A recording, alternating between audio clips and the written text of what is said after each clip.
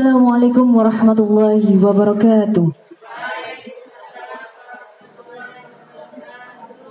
Alhamdulillahirabbil alamin wa bihi nasta'in wa ala umur dunya waddin. Wassalatu wassalamu ala asrafil anbiya'i wal mursalin sayyidina wa maulana Muhammadin wa ala alihi wa sahbihi ajmain. Amma ba'd. Yang terhormat pembina Yayasan Al-Islah Hidayatullah Kabupaten Tegal, Ustaz Suwarno MPD. Yang terhormat Ketua Yayasan Al-Islah Hidayatullah Kabupaten Tegal, Bapak Ishwa Maulana. Yang terhormat Kepala SD Integral Hidayatullah Tegal, Ustadz Bagas Kurniawan SOS CMTH. Yang terhormat Kepala TK Yabunaya Kabupaten Tegal, Ustazah J. Irnawati SPD. Yang terhormat Kepala TK Yabunaya Kota Tegal, Ustazah Wulan Katri SPD. Yang terhormat segenap guru SD Integral Hidayatullah Tegal, yang terhormat wali murid SD Integral Hidayatullah Tegal, dan yang kami hormati pemateri parenting hari ini, Dr. Faila Sofa. Alhamdulillah segala puji dan syukur kita panjatkan kehadirat Allah yang Maha Kuasa, pemberi rahmat dan segala rezeki, sehingga kita masih digerakkan hati untuk memahami ilmu tentang parenting. Tiada lagi kata-kata yang bisa kita nafikan dari segala nikmat yang telah Allah berikan. Semoga kita semua tergolong orang-orang yang bersyukur. Amin, amin, ya rabbal alamin. Terima kasih kepada seluruh panitia yang sudah mempersiapkan acara.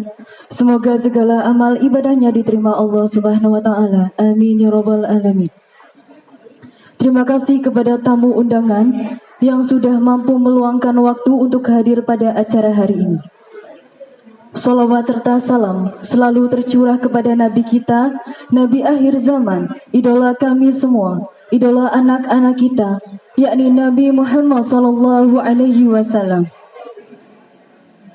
Hadirin sekalian, alhamdulillah Allah telah menggerakkan kita untuk terus belajar dalam setiap hal yang ada pada diri anak kita, sehingga sampailah kita semua dapat menghadiri acara seminar parenting dengan tema peran orang tua terhadap pendidikan dan pemahaman kesehatan reproduksi di Tegal, Sabtu 30 November 2024 yang bertempat di Aula Yayasan Al-Islah Hidayatullah Kabupaten Tegal.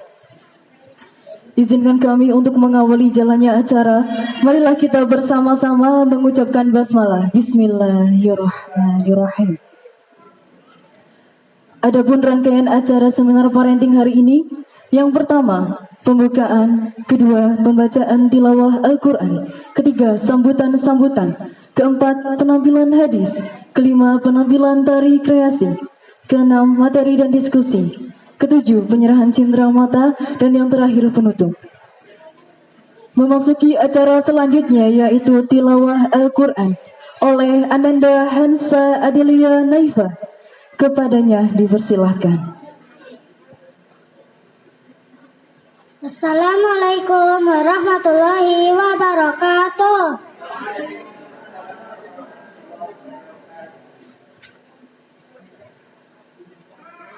A'udzu billahi minasyaitonir rajim. Bismillahirrahmanirrahim. Amma yatasaalun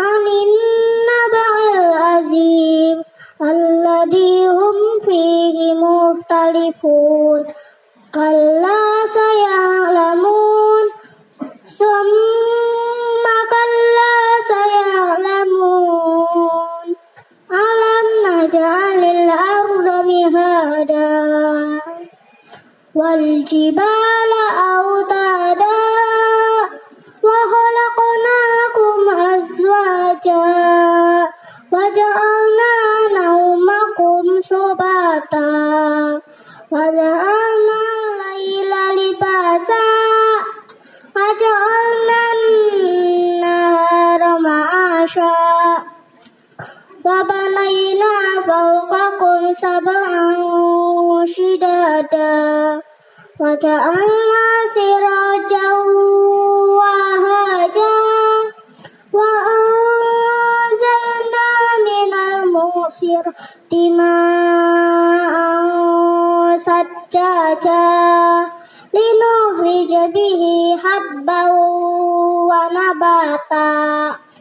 وجنات ألفافا إن يوم الفصل كان ميقاتا يوم ينفخ في الصور فتأتون أفواجا وفتحت السماء فكانت أبوابا وسيرت الجبال فكانت سرابا إن جهنم كانت مرصادا صدق الله العظيم. Wassalamualaikum warahmatullahi wabarakatuh. Alhamdulillahirrabbilalamin. Semoga tilawah Quran tadi bisa memberikan jalan hidayah bagi yang mendengarkan dan bagi umat Islam seluruhnya. Acara selanjutnya sambutan yang akan disampaikan Kepala SD Integral Hidayatullah Tegal kepada Ustadz Bagas Kurniawan SOC MTH. Kepadanya dipersilahkan.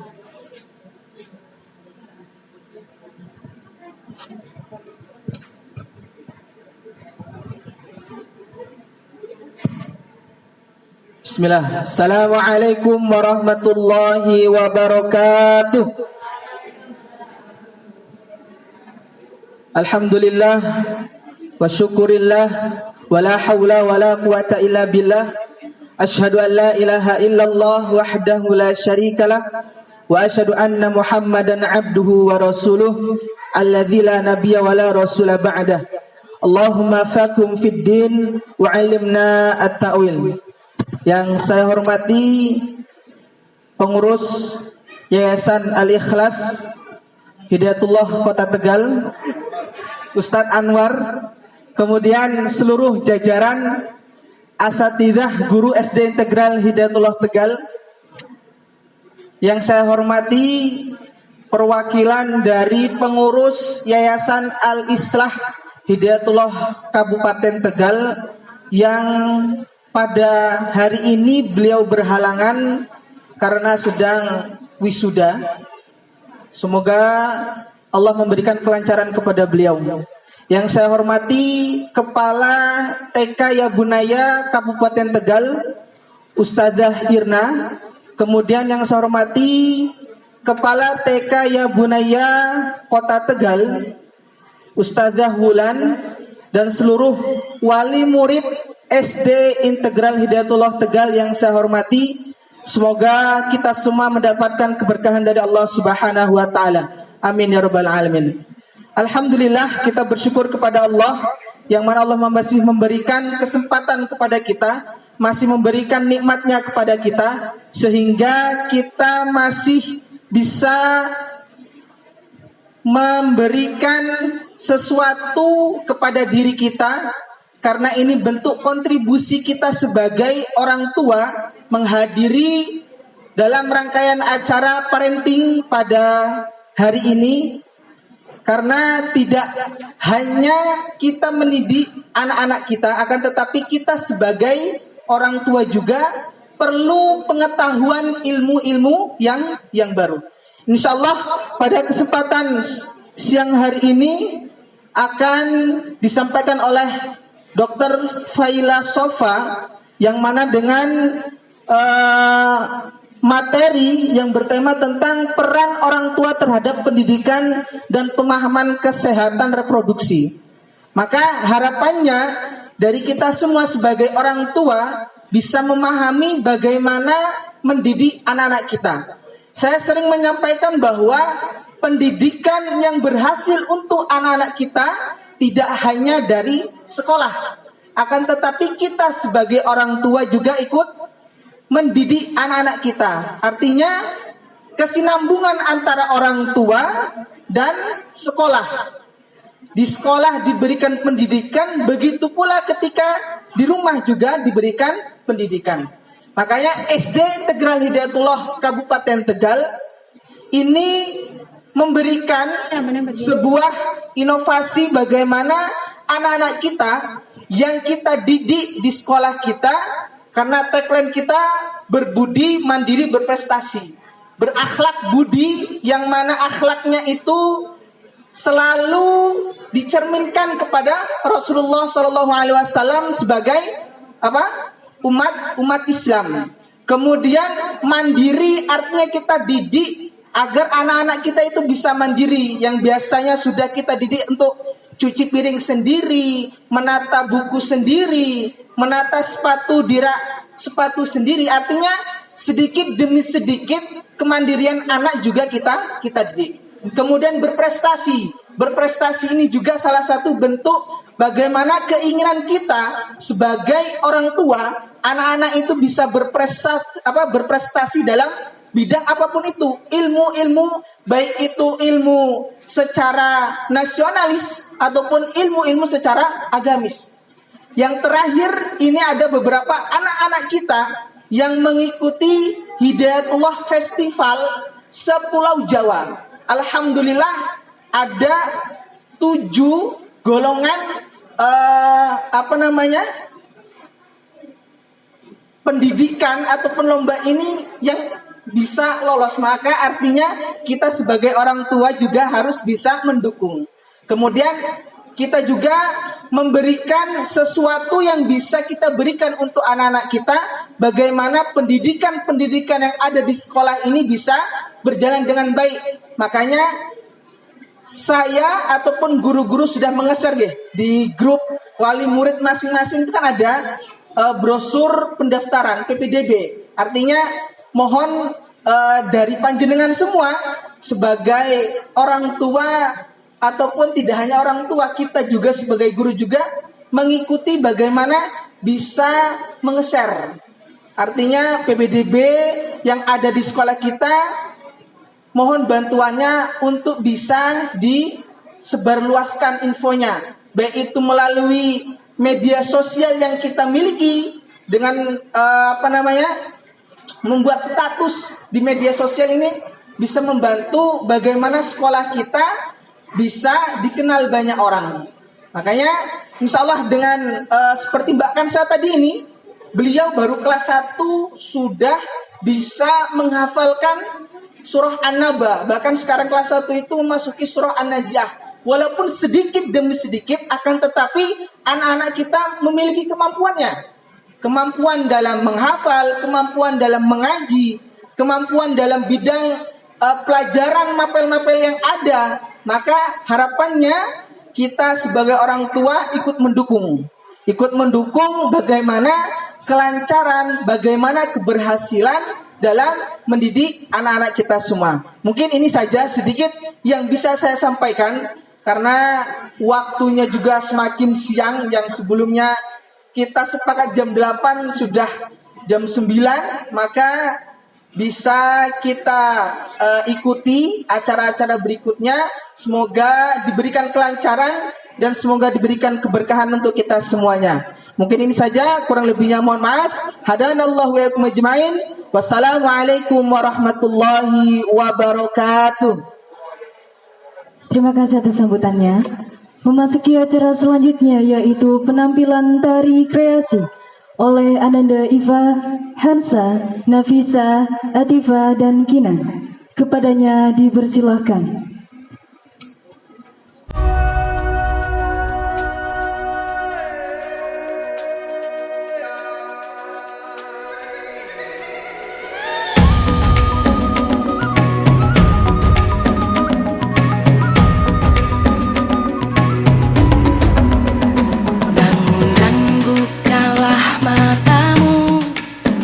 Saatnya meraih mimpimu, arah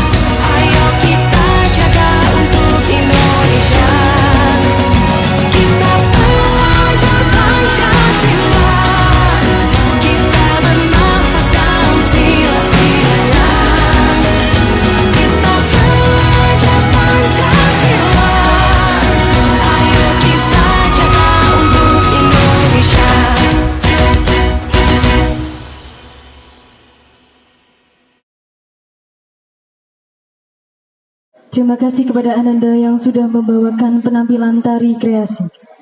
Acara selanjutnya penampilan hadis yang akan dibawakan oleh Ananda Akila, Sinta, Safa, Nadia, dan Halimah. Kepadanya dipersilahkan.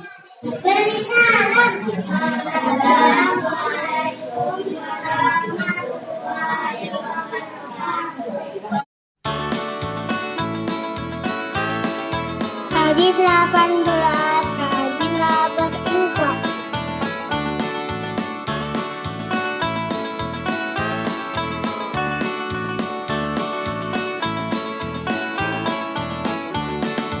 Falallahu anfik ya ibnu Adam, unfik alaika rawahu Bukhari.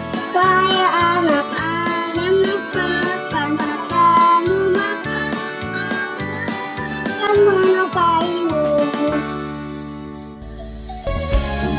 Hadis 27, larangan mengajukan senjata.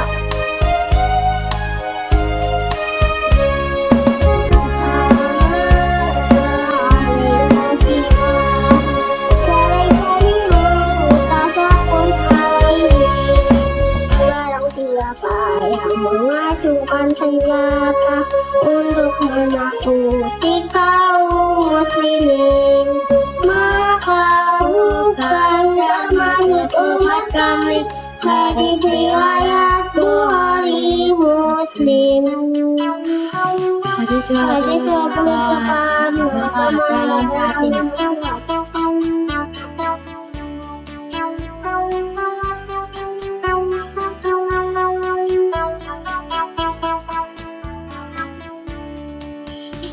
Adilun nasihatun kulmalima, walari wali kitabi, wali rasuli, wali a'imman, mukini wa amadihi.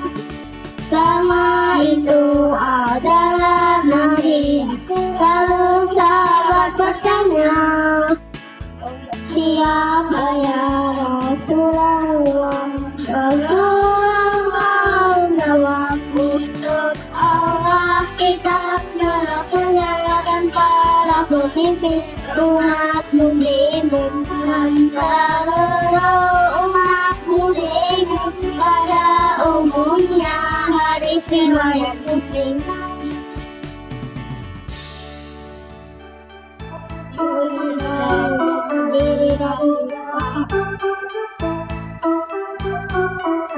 Kita punya dicicil tambahin kalamnya dipadi kalimati kaibah.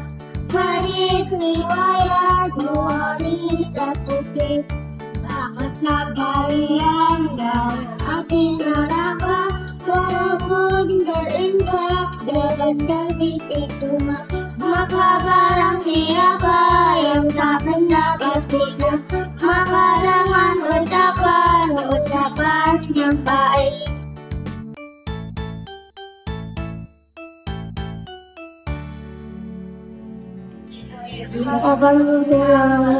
Bertobat.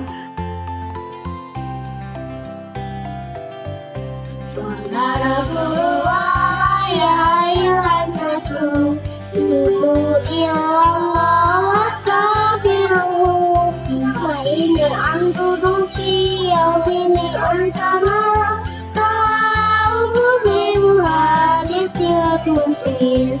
Wahai manusia, tobatlah pada Allah dan mohonlah pengampunan darinya. Sesungguhnya saya ini bertobat 100 kali dalam sehari.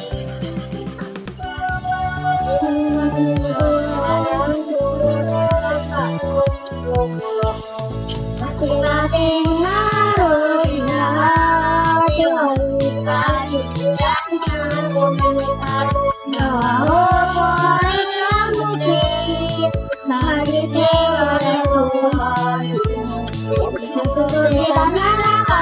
harus berbagai salah untuk membuka itu dengan berbagai hal yang tidak dikenali. Hadis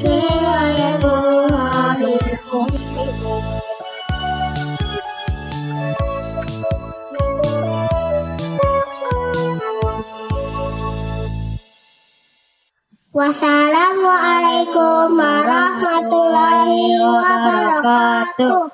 Terima kasih kepada Ananda yang sudah membawakan penampilan hadis. Dan Alhamdulillah kelas 6 sekarang sudah hafal sampai hadis 113. Dari target lulusan kami, anak-anak insya Allah bisa menghafalkan hadis sampai 120 hadis. Kita bisa berikan apresiasi dengan memberikan tepuk tangan, Bapak Ibu. Terima kasih. Acara selanjutnya adalah acara inti yang akan dipandu oleh moderator kita, yakni Ustazah Eri Ristina SPD.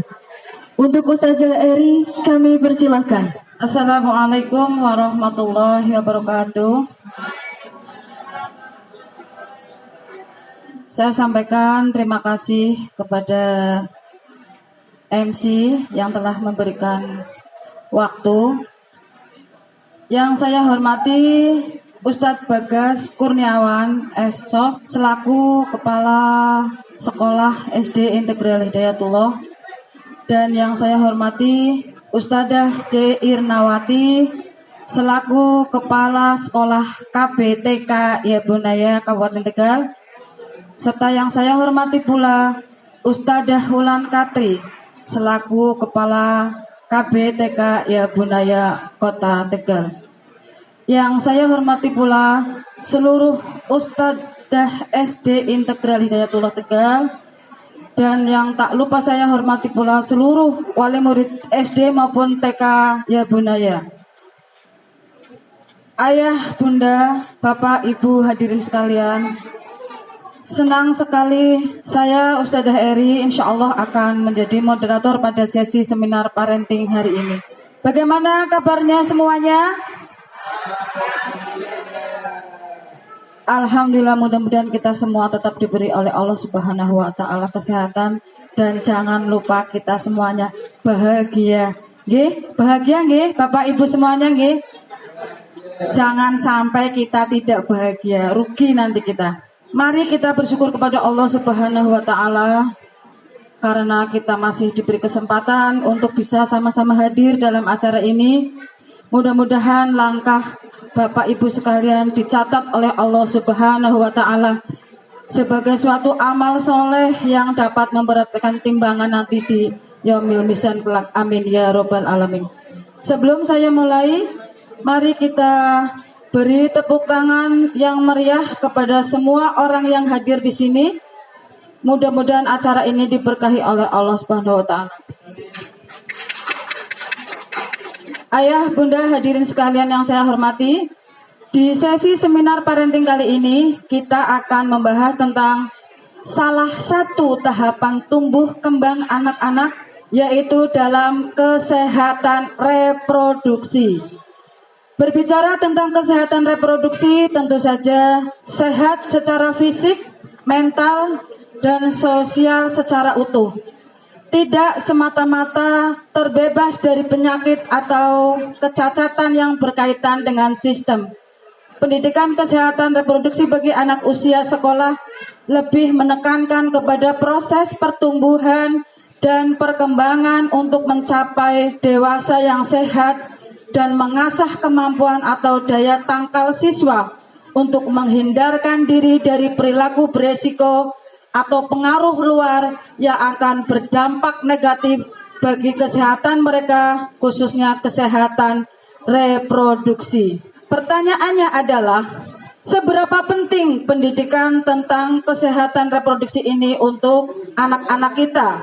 Kapan dan bagaimana cara menyampaikan informasi yang tepat? Semakin majunya ilmu pengetahuan dan teknologi, semakin besar pula tantangan kita sebagai orang tua dalam pendampingan tumbuh kembang anak-anak. Ketika anak sudah bisa mengakses gadget dan internet, terkadang tanpa sengaja muncul konten atau iklan yang tidak diinginkan. Lalu, bagaimana kita sebagai orang tua menyikapi hal tersebut? Pada kesempatan kali ini, Sekolah Dasar Integral Hidayatullah Tegal mempersembahkan acara Smart Parenting dengan topik peran orang tua terhadap pemahaman dan pendidikan kesehatan reproduksi.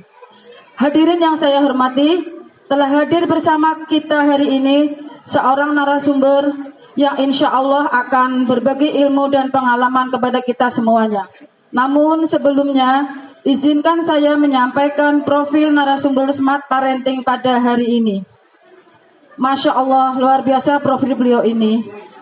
Beliau adalah Dr. Faila Sofa, dan beliau juga adalah salah satu dari wali murid kami, wali murid KBTK Yabunaya, dan beliau adalah juga donatur kita Yayasan Al-Islah Hidayatullah, walaupun secara insidental Ibu, matur nuwun atas partisipasinya yang beliau istiqomah sampai saat ini. Untuk profil beliau adalah nama Dr. Faila Sofa, alamat beliau adalah Perum Kriya Unik Babakan Kramat. Tanggal lahir beliau Jepara 25 September 1978. Instansi beliau adalah Puskesmas Kramat Kabupaten Tegal. Dari 2004 sampai 2011 sebagai dokter honorer daerah di Puskesmas Pecangaan Kabupaten Jepara. 2011 sampai 2017 dokter IGD di RSUD Suradadi Kabupaten Tegal. 2017 sampai 2023 beliau dinas di Puskesmas Tarub. Kemudian dari 2023 sampai 2024 beliau bertugas di Puskesmas Kaladawa. Kemudian dari 2024 sampai sekarang alhamdulillah beliau bertugas di Puskesmas Kramat yang secara lokasi lebih dekat ya Bu dari rumah. Pelatihan yang pernah beliau ikuti adalah pelatihan penata laksanaan MTBS dan gizi buruk, pelatihan kesehatan reproduksi, pelatihan IVA dan kioterapi, serta pelatihan USG pada kehamilan, dan masih banyak pelatihan-pelatihan yang beliau telah ikuti. Baik, mari kita ikuti bersama pemaparan materi pada kali ini yang akan beliau sampaikan kepada beliau Dr. Faila Sofa. Kami silakan. Terima kasih atas kesempatan yang diberikan. Bismillahirrahmanirrahim. Assalamualaikum warahmatullahi wabarakatuh. Selamat pagi, salam sejahtera untuk kita semua. Yang saya hormati Yayasan Al-Islah Hidayatullah, wabil khusus para guru-guru anak saya, Usulan Katri, ngapunten almarhum Bapak Jamal, Useri, Uswati, kemudian Usvia yang sudah sudah tidak aktif di sini, kemudian siapa lagi nggih? Banyak us-us yang lain yang sudah alhamdulillah telah berkontribusi dalam membesarkan dan mendidik putra kami. Ada 2 putra saya yang ada di sini, Bu, dulu di TK Yabunaya nggih. Noval Fahri Hidayat sama Ikhwan Labib Rozaki. Alhamdulillah saya telah dengan puas menitipkan Ananda di TK Yabunaya Yayasan Al-Islah Hidayatullah. Nggih. Syukur alhamdulillah sudah tertanam pembiasaan adab islaminya dari kecil hingga sekarang mereka sudah memasuki masa remaja dan dewasa. Nggih. Jadi saya tadi sudah kenal nggih dengan beberapa gurunya dan tidak asing dengan tempat ini. Nggih. Kemudian yang kedua yang saya hormati Ustadz Bagas selaku kepala sekolah beserta para staf guru-guru yang sangat semangat sekali nggih, yang insya Allah selalu dikaruniai dan dilimpahi kesehatan nggih, dan semangat untuk berjuang dalam naungan pendidikan Islam nggih. Yang ketiga yang saya hormati Bapak Ibu para orang tua dari wali murid siswa SD Integral Hidayatullah nggih. Di sini dilihat adanya ibu-ibu. Bapak-bapaknya masih nggih sibuk bekerja nggih. Enggak apa-apa. Tetap semangat nggih, Bu. Nggih.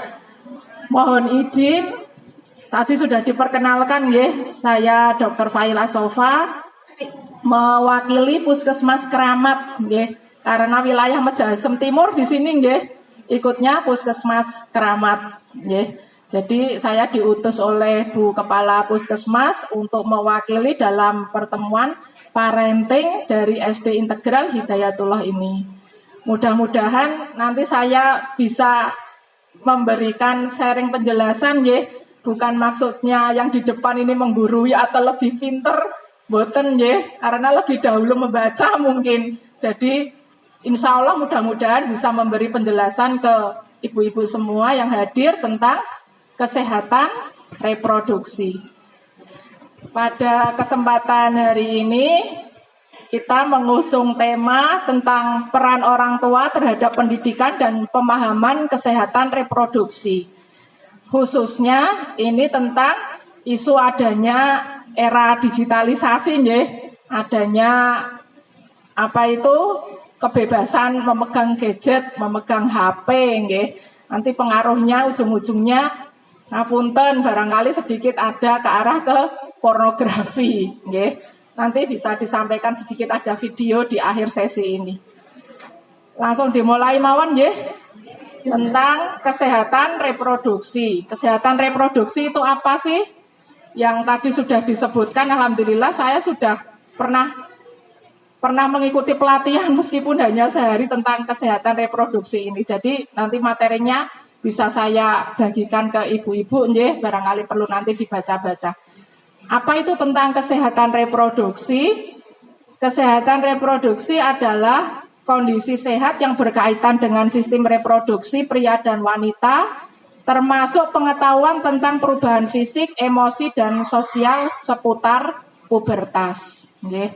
Makanya tadi saya tanya ke usulan, kira-kira ini audiennya itu ibu-ibu di anak kelas berapa ngoten nggih. Kalau antara hanya kelas 1, kelas 2 kan belum menjelang pubertas nggih. Tapi kalau sudah masuk ke umur 9 tahun, mulai kelas 4, 5, 6 kan kemungkinan sudah mengarah ke siap-siap mempunyai seorang anak yang masuk ke era pubertas. Nggih. Lanjut.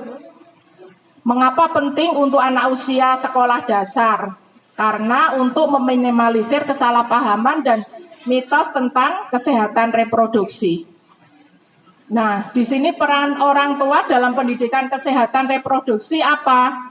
Yaitu pentingnya orang tua, yaitu orang tua bisa menjadi sumber informasi yang bisa dipercaya oleh anak.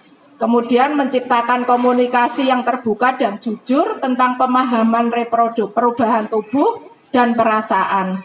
Jadi maksudnya si anak itu biar mendapatkan informasinya itu langsung dari orang tuanya sebagai pemberi informasi yang pertama. Bukan dari mana-mana atau dari sumber yang tidak jelas asalnya. Ngoten nggih. Kemudian beberapa cara orang tua berperan itu mau seperti apa? Yaitu dengan cara memberikan informasi yang benar sesuai dengan usia anak. Kira-kira anaknya itu sudah bisa diajak berbicara tentang kesehatan reproduksi atau tidak, itu yang lebih mengerti ibunya. Oke. Kemudian yang kedua, menjadi contoh yang baik dalam menjaga kesehatan tubuh. Karena sehari-hari kita 24 jam hampir itu bersama dengan anak-anak kita. Sehingga harus memberi contoh yang baik. Kemudian menghargai dan mendukung anak saat membahas topik ini. Jadi modelnya dengan anak itu bisa diajak berdiskusi. Nggih. Lanjut. Kapan dan bagaimana menyampaikan informasi sesuai dengan usia dan tingkat pemahaman anak. Nggih. Itu yang bisa memahami mungkin ibunya sendiri. Karena kebiasaan anak itu akan lebih dekat dengan ibunya nggih, daripada dengan bapaknya. Jadi nanti ibunya tuh bisa menyelateni bagaimana tuh anak, perasaan dan sifat anaknya tuh sampai sekarang tuh seperti apa, yang lebih tahu adalah ibunya. Nggih. Kemudian gunakan bahasa yang mudah dan bisa dimengerti oleh anak-anak. Nggih. Ya bahasanya ya bahasa yang sehari-hari ibunya gunakan. Nggih. Jadi anaknya tidak multitafsir atau bingung mengenai kesehatan reproduksi. Kalau zaman dahulu kan orang tua kita mesti kan tabu nggih, ngapunten saru nggih kalau membahas-bahas mengenai reproduksi. Tapi sekarang karena tuntutan zaman, daripada kita didahului oleh HP, Mending kita sudah mendahului membekali anak kita dengan pengetahuan sedikit tentang reproduksi. Ngoten nggih. Kemudian berikan informasi secara bertahap, mulai dari topik yang ringan hingga mendalam. Ngoten. Lanjut, contoh pembicaraan yang dapat diberikan apa? Misalkan, mungkin kalau ibu-ibunya anaknya sudah di usia 9 tahun atau mulai 4, 9, 10, 11 mungkin sudah mau memasuki pubertas, nggih. Mungkin boleh disampaikan mengenai apa sih itu pubertas, nggih. Daripada anaknya searching-searching sendiri, nanti kepotong-potong informasinya jadi tidak jelas, jadi mungkin ibunya sudah bisa menjelaskan lebih dahulu bahwa anak-anak sudah mulai di umur 9 tahun itu bisa masuk ke fase pubertas yang akan terjadi ini dan itu bisa diterangkan oleh ibunya terlebih dahulu. Oke. Kemudian topik pembicaraan yang berikutnya apa? Yaitu mengapa tubuh kita berubah saat bertumbuh. Jadi yang awalnya SD kelas 1, kelas 2 itu masih kurus-kurus, masih ceking-ceking, nanti tiba-tiba agak terjadi penggemukan, sudah mulai terjadi produksi banyak keringat, banyak berminyak, mulai tumbuh jerawat seperti itu. Nanti bisa disampaikan bahwa itu perubahan wajar dan alamiah. Kemudian bisa dijelaskan juga dengan perbedaan antara laki-laki dan perempuan. Karena sekarang isu yang santer itu tentang LGBT itu nih Bu nggih. Kalau nggak dari awal kita hati-hati, kalau nggak dari awal kita menerangkan ke anak kita, naudzubillah min dzalik, mudah-mudahan tidak terjerumus ke arah situ. Jadi aslinya si anak ini maksudnya dijelaskan antara perbedaan laki-laki dan perempuan, mungkin kita dari awal sudah bisa menseleksi nggih, siapa teman main anak kita. Dari awal tuh benih-benih seperti itu aslinya sudah tampak, sudah bisa kelihatan. Ini kok anak kok rada ngapunten rada kebencong-bencongan, ini ngapunten anak kok rada tomboy. Mungkin nanti dari awal si ibu dan bapak itu bisa mengarahkan supaya dia bisa bergaul sesuai dengan kodratnya bahwa dia laki-laki, dia perempuan, supaya akhirnya tidak terjerumus ke dunia LGBT seperti itu. Ngoten nggih? Itu penting diterangkan dari awal. Pentingnya untuk melihat gelagat, untuk melihat minat bakat anak ini. Kalau laki-laki ya harusnya ke arah laki-laki, kalau perempuan ya ke arah perempuan. Jangan dibiarkan tumbuh berkembang tidak sesuai dengan kodrat alat kelaminnya. Maksudnya gitu nggih Bu nggih? Paham nggih? Lanjut. Membangun lingkungan yang mendukung. Pentingnya lingkungan yang positif, yaitu dengan menciptakan suasana yang aman dan nyaman bagi anak untuk bertanya. Hindari sikap malu atau menghindar saat anak mulai bertanya tentang tubuh atau kesehatan reproduksi. Kalau pengalaman, kalau dulu, zaman dulu, orang-orang tua kita mesti akan itu tadi nggih, saru, tabu membahas seperti itu. Bahkan ngapunten, kalau kita mau menjelang atau mengalami menstruasi yang pertama, mesti kita kan keder karepe dewek nggih. Nggak mungkin kita tanya ke orang tua, sepertinya kok saru, ini darah keluar, ini darah apa? Ngapunten ya Pak Ustadz, ini kewanitaan ya Pak Ustadz. Mesti seperti itu kalau zaman dulu nggih. Kalau sekarang zamannya era terbuka, monggo untuk dijelaskan bahwa ini sudah masuk bahwa kamu ini mengalami siklus kehidupan yang alamiah dan normal dan sehat nggih. Untuk mulai diterangkan dari awal mengenai misalkan siklus menstruasi dan lain sebagainya. Ya. Kemudian tips membangun lingkungan yang mendukung, yaitu dengan cara mengajak anak untuk berbicara tanpa rasa takut atau canggung, dukung anak untuk memiliki rasa percaya diri dalam memahami tubuh dan kesehatan mereka. Ya. Jadi dibuat anaknya tuh pede, jangan canggung-canggung. Misalkan tadi yang sudah saya sebutkan, seandainya mengalami mens di awal atau menars itu ya diterangkan. Ini adalah siklus normal yang datangnya tiap bulan, yang harus seperti ini, nanti biasanya berlangsung 1 sampai 7 hari, harus berhenti dari sholat, berhenti dari puasa, misalkan seperti itu. Nggak boleh memegang Al-Quran, mungkin bisa diterangkan lebih awal seperti itu. Okay? Lanjut. Kemudian mengatasi tantangan dalam pendidikan Kespro. Tantangan yang dihadapi orang tua yaitu ketidaknyamanan untuk berbicara tentang topik yang sensitif. Nggih, mudah-mudahan setelah dari parenting ini ada keterbukaan nggih, tidak merasa canggung untuk berbicara hal-hal mengenai kesehatan reproduksi kepada anaknya. Kemudian kurangnya pengetahuan orang tua mengenai kesehatan reproduksi. Yang sudah saya sebutkan tadi, jangan sampai orang tuanya kalah dengan anaknya. Anaknya sudah browsing, sudah searching kemana-mana, tapi orang tuanya belum tahu. Diusahakan sumber informasinya datang dari orang tuanya terlebih dahulu. Kemudian mitos dan kesalahpahaman yang berkembang di masyarakat. Berarti mitos antara yang tabu-tabu, yang rasa malu-malu seperti itu, kalau bisa ditinggalkan. Kemudian cara mengatasi tantangan yaitu orang tua dapat belajar bersama anak dari sumber yang terpercaya. Kemudian berkonsultasi dengan guru atau tenaga medis untuk informasi lebih lanjut dan menghindari sikap tabu. Jadi ibu-ibu itu bisa berdiskusi dengan anaknya. Kalau seandainya dari diskusi itu mengalami kesulitan, mengalami kebingungan, bisa berkonsultasi. Konsultasi awal bisa datang ke puskesmas juga bisa. Sekarang ada itu Kespro, kesehatan reproduksi yang ada tempat konsultasinya untuk kesehatan reproduksi usia remaja dan dewasa. Itu kayaknya konsultasinya tiap hari Sabtu sama apa ada di Puskesmas Keramat.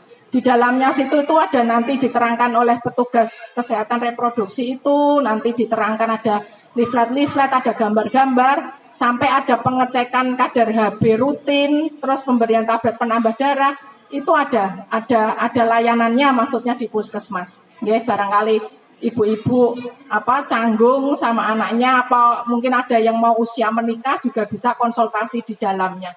Jadi sekarang itu wadahnya banyak Bu. Jadi jangan hanya diendap sendiri di rumah. Kalau keder, kalau bingung bisa untuk berkonsultasi ke puskesmas bisa, ke dokter bisa, kalau masih belum teratasi ke psikolog juga bisa. Psikolog kayaknya juga bisa pakai rujukan BPJS kayaknya sekarang. Bisa konsultasi. Nggak bisa, karena itu termasuk kunjungan sehat sih, bukan kunjungan sakit. Kalau BPJS kan kunjungan sakit. Ini sekali-sekali barangkali diperlukan boleh ke psikolog. Di Kardina ada, kalau pengen yang ngapunten biayanya nggak terlalu tinggi kan pilihnya yang rumah sakit negeri, ngoten nggih. Itu nggih. Kemudian lanjut. Manfaat pendidikan Kespro sejak dini. Manfaat bagi orang tua, manfaat bagi anak hilang nggih. Bagi orang tua bisa menjalin hubungan yang lebih baik dengan anak melalui komunikasi terbuka. Kemudian mengurangi kekhawatiran terkait masa depan anak dalam hal kesehatan reproduksi.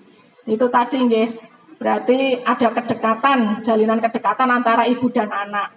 Kemudian ada kekhawatiran tentang kesehatan reproduksi. Biasanya itu kekhawatirannya kalau anak sudah lulus SD kok belum mens, nanti ibunya khawatir. Kalau enggak, sekarang malah trennya tuh kelas 4, kelas 5 sudah mulai menstruasi. Kalau menurut pengamatan saya itu karena pengaruh tontonan yang sehari-hari dilihat. Jadi itu mematurkan atau mempercepat kematangan pendewasaan anak. Menurut saya seperti itu. Makanya sekarang kan dari kecil mesti mudah-mudahan di sini tidak, anak sudah mulai pegang HP, Jadi kalau tanpa sengaja juga kita akan itu nggak bisa melihat mereka yang dilihat apa itu kan juga nggak melihat. Terus tontonan-tontonan di TV sekarang kan juga tidak sesuai dengan siklus umur kehidupan, dipukul rata pada waktu yang prime time itu yang waktu-waktu utama juga tontonan-tontonan dewasa bermunculan. Itu menurut saya yang salah satu menyebabkan kenapa sekarang tuh anak-anak tuh usia menstruasinya maju lebih kecil-kecil kelas 4 kelas 5 sudah mens. Kemudian kekhawatiran yang berikutnya biasanya apa? Biasanya kalau sudah mens, kemudian berhenti sampai 1 tahun, 2 tahun nggak mens. Itu biasanya yang membuat kekhawatiran ibunya akhirnya datang pergi periksa atau konsultasi. Ngoten nggih. Itu ya manfaat pendidikan Kespro nggih. Ya, menghilangkan kekhawatiran. Yang manfaat untuk anak sebelumnya, anak jadi memiliki pemahaman yang jelas dan benar tentang tubuh mereka. Oh iya, ini saya umurnya sudah memasuki umur sekitar 9, mulai kalau di hadis itu kan mulai mens umur 9 tahun dan berhenti hadis atau apa ya, pernah ikut ngaji tentang itu, mulai mens itu 9 tahun dan berhenti di umur 50 tahun nggih. Itu. Jadi ya memang mungkin anak kelas 4 SD menstruasi nggih. Jadi setelah kalau ada penjelasan dari ibunya bahwa nanti kamu umur segini nanti bisa memasuki masa pubertas, diawali dengan ada menstruasi, anak kan jadi paham, jadi tidak canggung, jadi tidak takut-takut menghadapi perubahan di siklus hidupnya. Kemudian mencegah perilaku beresiko di masa depan dengan memberikan pendidikan dasar dan meningkatkan rasa percaya diri dan menghargai tubuh mereka. Jadi mereka merasa bisa menghargai ini loh tubuh saya, di dalamnya ada ini, ada itu yang patut saya jaga hingga dewasa atau hingga usia pernikahan nanti. Oke. Lanjut. Sekarang cara merawat organ reproduksi. Oke. Untuk anak perempuan diajarkan cara membersihkan organ intimnya dengan benar. Dibiasakan ngapunten kalau membersihkan itu dari depan ke belakang. Tapi kebiasaan kita kan rata-rata umumnya dari belakang ke depan Apa sekarang sudah beralih membersihkannya dari depan ke belakang? Yang benar seperti itu. Kenapa? Karena di belakang ngapunten kan ada anus. Ada anus. Sedangkan alat reproduksi perempuan antara saluran kencing sama saluran anus itu berdekatan. Jadi ngapunten di anus itu kan banyak kuman. Kalau dia dari belakang ke depan nanti khawatirnya kuman yang dari anus menyebar ke saluran kencing. Jadinya mudah terjadi infeksi saluran kencing. Kira-kira paham Dari depan ke belakang atau dari belakang ke depan, yang benar itu dari depan ke bawah. Kemudian gunakan sabun yang lembut dan hindari produk yang mengandung bahan kimia keras atau pewangi. Nggak usah yang wangi-wangi. Kalau bisa tuh yang natural, yang nggak ada pewanginya, yang nggak ada pelembutnya, yang biasa mawon. Kemudian anjurkan anak untuk memakai pakaian dalam yang bersih dan nyaman. Intinya pakaian dalamnya yang bisa menyerap. Jangan yang berbahan karet yang kurang bisa mudah menyerap. Kemudian untuk anak laki-laki, ajarkan untuk membersihkan penis dengan hati-hati, terutama bagian bawah kulup jika anak belum disunat. Berarti di bawah ujungnya itu, di bawahnya aslinya itu ada penumpukan-penumpukan kuman. Makanya kalau disunahkan itu kan anak laki-laki disunatnya sejak, biasanya kalau di keluarga-keluarga yang religi itu bayi sudah dihitan disunat Itu tujuannya untuk membersihkan di bawah kulupnya itu supaya tidak mengendap, tidak mengumpul kuman penyakit di situ. Kemudian ada penyakit lagi, penyakit yang phimosis itu, yang penyakit yang perlengketan, yang akhirnya nanti pancarannya kecil, itu kan juga harus umur berapapun harus sudah mulai disunat meskipun masih kecil supaya pancaran air kencingnya bisa lancar. Kemudian gunakan air hangat dan hindari sabun yang keras pada area sensitif. Ajarkan kebersihan umum untuk mencegah infeksi saluran kemih. Itu tadi Berarti intinya kalau bisa disunahkan untuk khitan di usia yang sejak dini. Cuman katanya biasanya kan nggak tega atau mungkin karena anak belum meminta, biasanya seperti itu Jadi sunatnya itu ditunda-tunda. Lanjut. Kemudian makanan yang mendukung kesehatan reproduksi itu apa? Yaitu makanan yang kaya antioksidan. Yang banyak mengandung antioksidan itu apa? Misalnya jeruk, blueberry, brokoli, bayam untuk mendukung kesehatan sel-sel tubuh. Kalau blueberry, brokoli itu susah didapat dan agak mahal. Yang murah meriah yang antioksidan yang bagus itu jeruk, Bu. Gampang didapat. Kata atlet Adera itu juga katanya buah yang paling bagus itu jeruk, mudah didapat sebagai antioksidan dan sumber vitamin C. Kalau kita cukup minum vitamin C, badan rasanya kan seger. Itu berarti yang dianjurkan antioksidan yang banyak didapat itu jeruk sama bayam itu. Kemudian makanan tinggi omega 3, misalkan ikan, salmon, kacang-kacangan. Kacang-kacangan yang bagus itu kacang merah kayaknya Bu. Tapi kalau nggak ada semua kacang-kacangan itu bagus. Yang penting tidak ada asam urat kalau untuk orang tua. Tapi kalau anak-anak kan masih bebas. Jadi kalau bisa cemilan yang bagus untuk anak itu dipilihkannya kacang-kacangan. Nggih, karena banyak mengandung omega 3. Kalau ikan salmon di samping susah juga mahal harganya. Kemudian makanan yang kaya vitamin dan mineral, vitamin D dari ikan dan sinar matahari, zinc dari daging, lemak kacang-kacangan. Vitamin D yang banyak itu di ikan teri, nggih. Teri kan gampang, nggih. Tapi kalau bisa yang masih basah, jangan yang kering. Kayak teri nasi itu, nggih, itu banyak mengandung vitamin D. Itu berarti kaya vitamin dan mineral. Berarti kalau pagi anak-anaknya disiapin sarapannya teri nasi itu saja, Bu. Dibuat dengan berbagai macam variasi olahan. Itu kan banyak mengandung vitamin D, jadi nanti tulangnya bagus. Kemudian hindari makanan yang dapat merusak kesehatan reproduksi, yaitu makanan yang tinggi lemak trans dan gula. Ini dapat beresiko menyebabkan gangguan hormonal yang mempengaruhi keseimbangan termasuk kesehatan reproduksi. Berarti hindari yang berlemak-lemak dan bergula-gula. Padahal zaman sekarang eranya banyak jajanan, street food, makanan di pinggir jalan itu banyak sekali. Mesti kalau nggak gurih ya manis, yang gurih itu tinggi lemak, yang manis itu yang tinggi gula. Itu sangat tidak mendukung untuk kesehatan. Seperti kemarin contohnya kalau mau jadi KPPS itu kan banyak melakukan itu ya, berbondong-bondong antri-antri tes kesehatan yang ada tes gula darah, kolesterol, dan satu asam urat Setelah saya ikuti dari ratusan pasien, itu kebanyakan yang kolesterolnya tinggi itu yang usia 19, 18, 20, 21. Setelah ditanya sehari-hari, Mbak, makanannya apa, jajannya apa, mesti jawabnya bakso dan mie ayam tiap hari. Nah, itu ternyata bukan hanya isapan jempol ikiran makannya bebas gitu. Ternyata setelah dicek itu memang kolesterolnya mereka rata-rata lebih di atas 200 dibanding yang bapak-bapak yang usianya sudah 30, 35 itu malah nggak begitu tinggi. Jadi bakso mie ayam itu aslinya berpengaruh sekali pada peningkatan kolesterol ya, meskipun usia muda. Maksudnya seperti itu. Jadi saran saya, Mbak, kalau bisa makan ya makanan yang masakan olahan di rumah saja, jangan terlalu banyak jajan di luar. Sekali 2 kali tidak apa-apa, tapi kalau tiap hari ya tuh kolesterolnya nanti tinggi. Termasuk ngapunten seperti sebelah itu, barangkali di sini ada yang jualan nanti. Ya bakso sebelah udah tidak ada, itu kolesterolnya tinggi.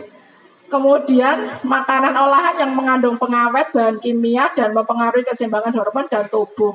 Yang makanan pengawet dan berbahan kimia yang sehari-hari kayaknya itu yang sering mie instan ya. Mie instan. Itu sih ya enak rasanya mengalahkan rasanya masakan ibunya sehari-hari Jadi nagih dan gampang didapat Itu banyak mengandung pengawet dan bahan kimia. Kemudian disarankan pentingnya untuk pola makan seimbang. Makan seimbang itu makan makanan bergizi seimbang mendukung perkembangan tubuh reproduksi dengan cara yang alami dan sehat. Jadi sekarang itu gizi sudah tidak begitu disarankan kayak dulu kan 4 sehat 5 sempurna sempurnanya dengan susu. Kalau sekarang itu istilahnya tidak itu lagi tapi makan gizi seimbang. Makan gizi seimbang itu makan semua makanan. Tidak boleh pilih-pilih makanan hanya sukanya sayur bayam terus. Sukanya hanya ikan terus, bukan seperti itu. Kalau bisa semua dimakan, kadang ikan, kadang tahu, kadang tempe, kadang telur, kadang daging, seperti itu. Tapi untuk anak-anak usia pertumbuhan seperti anak-anak di usia masih SD, SMP itu yang dipentingkan proteinnya, Bu. Yang dipentingkan lauknya. Kalau putrane jenengan kalau makan lauknya double-double itu bisa dititeni. Nanti mesti gedenya pinter, Bu. Karena proteinnya terpenuhi. Tapi mahal Bu kalau lauknya double-double. Protein yang paling murah itu kan telur, Bu. Telur. Boleh anaknya makan nasi, yang penting tidak udunen. Boleh makan telur 2, 3 untuk anaknya. Protein yang termurah itu telur. Ditambah tahu tempe tidak apa-apa. Jadi seandainya anaknya susah makan, itu tidak apa-apa. Yang penting lauknya yang disuruh makan. Misalkan lele juga nggak apa-apa. Lele itu protein juga. Ada proteinnya lumayan. Jadi nggak mau makan nasi nggak apa-apa, tapi dijambal lauknya untuk mencukupi kebutuhan proteinnya. ditambah dengan susu. Tapi kalau untuk orang tua kebutuhan proteinnya tidak boleh terlalu banyak telur, sampai 2-3 nggak boleh. Nah, orang tua itu kalau porsi makan telurnya itu 2 putih, kuningnya hanya 1. Nek 3 telur berarti yang kuningnya dimakan hanya 1. Karena kuningnya sumber ke arah lemak kolesterol. Tapi kalau anak-anak bebas, dikasih lauk yang double-double aja biar anak gampang gede, gampang otaknya berkembang pesat jadi pinter. Ngoten nggih. Jangan dihindarkan dengan makanan-makanan yang instan, diusahakan nggih. Karena kalau sudah mengenal makanan instan nanti lidahnya pengecapannya itu akan menghafalkan sampai nanti itu hafal yang ini yang enak, yang masakan ibuku tuh kurang enak, nanti seperti itu nggih. Dijaga pola makannya, jangan dibiasakan makan yang ada di luar terus-menerus. Sekali 2 kali tidak apa-apa nggih. Itu nggih tentang kesehatan reproduksi. Kemudian sekarang masuk ke konten pornografi nggih, yang asal muasal dari pertemuan parenting ini itu judulnya aslinya ke arah era digitalisasi, pengaruh era digitalisasi. Tapi kok dicari-cari yang pas kok ini kesehatan reproduksinya dulu. Nah, apa nggih sedikit disampaikan tentang ini nggih. Yaitu pentingnya menjaga anak dari konten pornografi. Bagaimana pornografi bisa berbahaya? Pornografi itu bisa mempengaruhi perkembangan mental dan emosional anak. Paparan konten pornografi dapat merusak pandangan anak tentang hubungan seksual dan tubuh mereka. Kemudian meningkatkan rasa malu dan kebingungan. Anak-anak yang tidak diberi pemahaman yang tepat bisa merasa bingung, malu atau cemas ketika terpapar oleh konten yang tidak sesuai usia mereka. Kemudian ada resiko ketagihan. Jadi pornografi itu dia itu bisa mempengaruhi bentuk dari lobus otak yang paling depan. Bagian otak paling depan namanya lobus frontal. Itu nanti lama-lama bisa terkikis itu. Kalau terkikis, padahal lobus frontal itu yang punya hanya manusia. Kalau yang tidak punya lobus frontal itu hewan. Nanti kalau dia terpengaruh terus-menerus lobus frontalnya terkikis, akhirnya dia hampir menyerupai ngapunten otak hewan yang susah mengendalikan emosi, susah membedakan mana yang baik, mana yang buruk, seperti itu. Oke, itu pengaruh dari pornografi. Jadi diusahakan dari orang tua untuk lebih bisa mewaspadai anak-anaknya jika sudah masuk konten seperti itu, karena nanti akan bisa merusak lobus atau bagian otak yang paling depan yang berperan untuk untuk membedakan antara yang baik dan buruk, yang bisa memanage seseorang itu menjadi yang berakhlak baik apa tidak, itu semua terpusat di lobus frontal. Kemudian mengapa anak bisa terpapar pornografi? Penyebabnya yaitu ya Bu ya, lagi-lagi HP. Kalau di SD ini itu nggak ada larangan untuk pegang HP, ada himbauan tidak? Ada nggih? Apa mungkin anaknya dari kecil kalau ulang tahun dihadiahi HP gitu? Ada? Nggak ada nggih? Ya alhamdulillah, berarti barangkali apa yang sunat. Habis sunat nanti hadiahnya uangnya buat beli HP. Biasanya gitu. Mudah-mudahan tidak nggih. Karena kenapa? Karena di HP itu mudah untuk hanya dalam satu genggaman, mudah untuk melihat, mengakses seluruh dunia. Terutama jika mesti berseliweran adanya situs-situs pornografi itu nggih. Jadi ketidaktahuan anak mengenai batasan itu jadi sebaiknya dihindari. Kemudian yang sering kita nggak waspada, kita nggak ngeh itu kan adanya iklan-iklan yang berseliweran itu nggih. Mesti iklannya mengarah menjurus ke arah pornografi. Konon katanya di daerah yang produksi HP itu aja dibatasi nggih, anak yang boleh pegang HP itu di atas usia mungkin di atas 14-15 tahun baru boleh nggih. Jadi mohon dengan bijak untuk mulai dari sekarang anak-anaknya lebih dibatasi untuk memegang HP. Jangan ya seperti saya sendiri karena kesibukan mungkin anaknya dibiarkan main HP biar anteng, biar nggak rewel seperti itu nggih, tanpa orang tuanya sebentar-sebentar melirik mengawasi seperti itu. Bahkan tidak dari HP saja nggih. Sekarang di rumah yang ada internetnya kan juga TV-nya pada YouTube-YouTubean nggih. Itu juga sama, sangat membahayakan. Di samping yang pertama yang jelas membahayakan mata, yang kedua membahayakan perkembangan otak, yang ketiga membahayakan perkembangan emosionalnya juga. Okay? Jadi perlu diwaspadai bahaya pornografi karena lambat laun nanti akan bisa merubah posisi lobus frontal manusia itu terkikis, jadi nanti menyerupai otak ke arah otak hewan. Yang dibahayakan itu. Kemudian sikap orang dalam menghadapi pornografi yaitu dengan membangun komunikasi yang baik. Ajarkan anak untuk merasa nyaman berbicara dengan orang tua tentang apa yang mereka lihat di internet. Jangan marah atau menghukum jika mengungkapkan sesuatu yang membuat mereka bingung atau cemas. Kemudian menetapkan aturan pemakaian gadget. Biasanya diberi aturan hanya Sabtu Minggu saja bolehnya, biasanya seperti itu. Itu katanya kok sama saja, nanti malah kalau Sabtu Minggu itu balas dendam. Dari Sabtu siang sampai Minggu malam full, karena ini kesempatan saya boleh pegang HP. Jadi alangkah baiknya tidak seperti itu. Alangkah baiknya tidak usah diterapkan. Syukur kalau akhirnya bisa meninggalkan. Kata seorang psikolog, memang di awalnya mereka-mereka yang dilarang memegang HP atau usaha pertama kita melarang anak itu, anak paling meronta-rontanya itu tidak lama. Paling 1-2 hari. Itu yang meronta-ronta luar biasa untuk melepaskan HP. Tapi setelah itu insya Allah mereka akan lupa, akan mudah.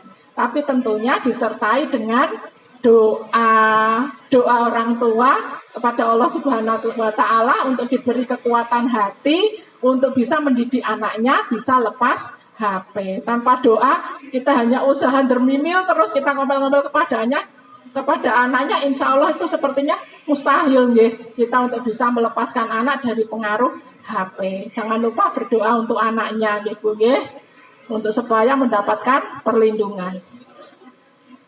Itu tadi memberi batasan, kemudian jangan lupa selalu mengecek apa yang dilihat si anak, dilihat riwayatnya. Setidaknya diberi dulu waktu anak saya masih kecil diajari sama Uswulan untuk mematikan mode terbatas itu Tapi sekarang agak susah dimatikan juga Sekarang tambah pinter produsennya. Jangan lupa itu tadi, melihat riwayat yang dilihat anak saya itu apa. Jadi jangan asal cul-culan, dijor gitu saja tanpa kita pernah mengontrol apa yang dilihat anak saya. Ngoten Ini. Selanjutnya memberikan edukasi tentang apa yang sehat dan tidak sehat. Sering memonitor konten yang diakses anak dan menjadi contoh yang baik. Menjadi contoh yang baik yaitu anaknya dilarang pegang HP, harusnya bapak dan ibunya di rumah juga jangan YouTubean, jangan TikTokan terus, ngoten Itu menjadi contoh kenapa anaknya susah lepas HP. Wong bapaknya yang dangdutan terus, ibunya yang drakor terus di HP, pegang HP terus, anaknya dilarang untuk memegang. Diusahakan nanti pegang HP-nya menunggu anaknya sudah pada tidur, ngoten Syukur-syukur yang dibuka YouTube-nya tentang ngaji tentang tilawah-tilawah, tentang murotal seperti itu. Jadi diusahakan orang tuanya juga bisa menjadi contoh anaknya untuk tidak selalu memegang HP. Ngoten Lanjut. Udah Mbak, habis. Ini mengatasi ketika anak terpapar pornografi. Biasanya kalau terpapar pornografi, kalau secara tidak sengaja mesti jarang secara sengaja ibunya melihat tapi mungkin secara tersirat atau tersurat tahu-tahu ibunya itu bisa mengetahui anaknya. Maksudnya anaknya tuh nggak mungkin cerita ke ibunya kalau pernah melihat gambar-gambar seperti itu Tapi nanti kadang tampaknya itu dari perilaku dia, dari tindak tanduk dia itu bisa kelihatan. Oh mungkin kok ini kok menjurus rada ke arah ngapunten, ngomongnya atau tindakannya kok saru, apa mungkin habis lihat ini. Sebagai orang tua harus aware seperti itu Jadi kalau melihat anaknya terpapar pornografi itu segera bicarakan dengan anak nggak apa-apa, langsung ditanya, "Dek, tadi yang dilihat apa?" Besok lagi nggak boleh lihat seperti itu karena ini gitu, diterangkan seperti itu Kemudian bantu anak memahami perasaan mereka Dibuat anaknya jangan semakin galau, jangan semakin cemas, apalagi membuat anaknya malah semakin menjadi ketagihan, pengen lihat lagi, itu yang membahayakan. Jadi tolong untuk didampingi supaya anaknya bisa segera melupakannya atau bahkan tidak membuat mereka ketagihan. Itu caranya bagaimana ibu-ibunya yang lebih pintar dalam mendekati anak-anaknya. Ya, karena kan ada efek ketagihannya itu. Ya. Kemudian beri pemahaman tentang dampak pornografi. Bahwa pornografi itu bisa membahayakan perkembangan emosional anak. Nggih. Cari bantuan profesional jika perlu. Tadi nggih, kalau bingung-bingung kader-kader silakan konsultasi ke puskesmas bagian kesehatan reproduksi atau konsultasi ke dokter atau konsultasi ke psikolog barangkali diberi kesempatan. Kemudian menjaga kesehatan reproduksi dalam konteks pornografi.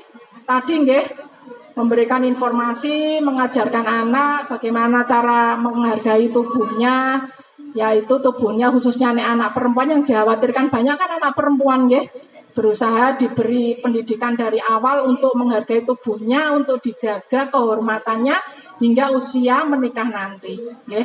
Karena itu disinyalir sekarang mulai banyak itu ya pernikahan usia dini nggih.